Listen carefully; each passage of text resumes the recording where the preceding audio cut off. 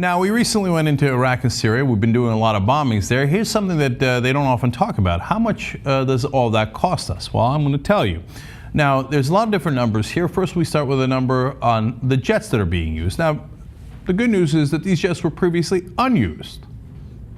I don't know if that's good news or bad news, but now they're being put into combat in Syria. How much do the jets cost? The particular ones we're using in Syria, $143 million per plane, okay? So, well, we had already built them and they were sitting there, right? But now, goody, yes, we can do bombings with them, and then they'll have wear and tear and we'll have to buy more. All right, now, Cliff Judy at KTVU did some good analysis here. And Cliff found out, as they explain here, in its budget request for 2015, the Defense Department estimated it spent nearly $325 million procuring 196 missiles this year, along with research, development, testing, and evaluation. That's an average of more than $1.6 million a missile. So now, as you see the video games they show you on CNN, where they drop bombs and you see things explode. Now, of course, they don't show you the people underneath those bombs. And now, recently in Syria, we accidentally hit a dozen civilians, including men, women, and children. So they don't show you that part. That doesn't look like a video game.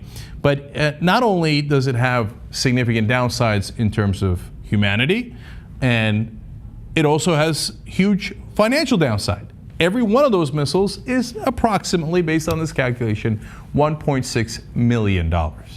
That's a lot of money. We could be doing other things with that money, but that never gets talked about on television. All right. Further explanation of how much money we spent.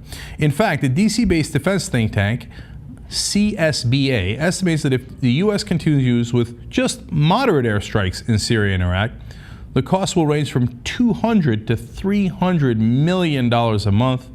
But that cost obviously goes up as military involvement increases. That's why you'll have all these different senators on television talking about, oh, we got to have boots on the ground, we got to increase the activity, we got to do more war. Because then that price tag moves on up. Those government officials, senators, congressmen, one day they'll be working for those defense contractors. I'm going to tell you how much money they're making off this in a second. But you know, we get lost in the numbers. Think about it, $200 to $300 million. What could your local community do with that money? What could your state do with that money? How many schools could we build with that money? How many hospitals could we build? Every month, that's how much we spend in Iraq and Syria just bombing the place, okay? Now, last year, the Financial Times did an analysis, as again Cliff Judy explains, and they reported the total spending in the war in Iraq was $139 billion to just defense contractors. And that's just the money we know that's on the books. Okay, so that is a low estimate. But think about that number, $139 billion. That's not what we gave our military, that's not the Pentagon spending, that's just the contractors. Now, they're making a ton of money. Okay, now, the report followed a 2011 commission report to Congress that estimated somewhere between $31 billion to $60 billion was lost to contract waste in Iraq and Afghanistan. Now, was there a congressional investigation? I mean, they want to do investigations about Benghazi and IRS scandals, all these manufactured things like, we found out the IRS scandal. No, they investigated both liberal groups and conservative groups, but they're hearing after hearing. Where's my hearing on the $30 to $60 billion they robbed from us? You want to talk about waste? You want to talk about big government?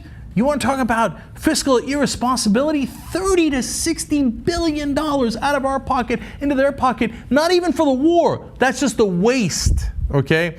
And waste is a euphemism, man. In Iraq, there was story after story about how they would literally bring in cash full of luggage. They wouldn't even count it oftentimes. They would charge the government whatever the hell they wanted, these contractors, because they knew nobody was going to hold them accountable. So they would charge these gargantuan prices. They knew that they were robbing us blind. That money's gone. No one's ever going to ask for it back because the guys in government are in bed with those contractors. Those contractors are the ones that are giving them their campaign donations that allowed them to get in office in the first place. That's how they make a killing, and we all get killed. So now, we're not done. Now let's go to Bloomberg and let's find out how much money those defense contractors are making.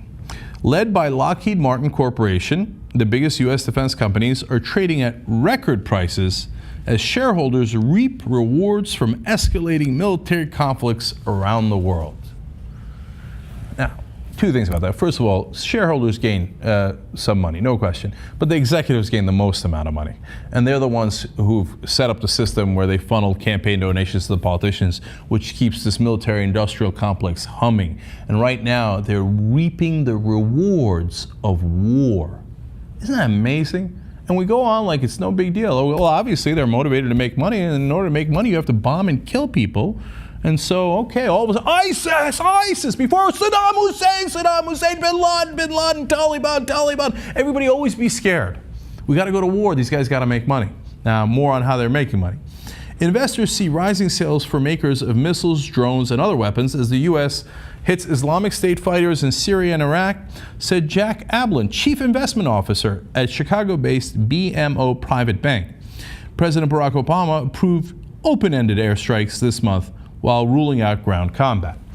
Ooh, they love to hear open-ended military affairs. That's money in their pockets. That's why they're at record prices right now. Now, last year, just 5 defense contractors got a total of $105 billion in federal contracts. Here they are: Northrop, Lockheed, Raytheon, General Dynamics, and Boeing. $105 billion to just those companies. Now, Jack Ablin, the guy whose job it is to understand how all of this works. Now, he's not against it. He's very much in favor of it. I mean, he's neutral. He's making money off this process. He's not with the defense contractors. He decides whether to invest in them or not, right? He says, as we ramp up our military muscle in the Middle East, there's a sense that demand for military equipment and weaponry will likely rise. Now, that's very logical, and that's why they're very excited about more wars. Now, look at this chilling quote. To the extent we can shift away from relying on troops and rely more heavily on equipment, that could present an opportunity. For them, death and destruction is an opportunity. So glad we gave them that opportunity. A Bloomberg intelligence gauge of the 4 largest Pentagon contractors rose 19% this year through yesterday, outstripping the 2.2% gain for the Standard & Poor's 500 Industrials Index. So they're doing a hell of a lot better than the rest of the market. War is good business, and business keeps on rolling. And finally, Lockheed, the world's biggest defense company, reached an all-time high of $180.74 on September 19th, when Northrop, Raytheon, and General Dynamics also set records. War isn't just good for business, it's great for business. You wonder why we're in a perpetual state of war? Follow the money.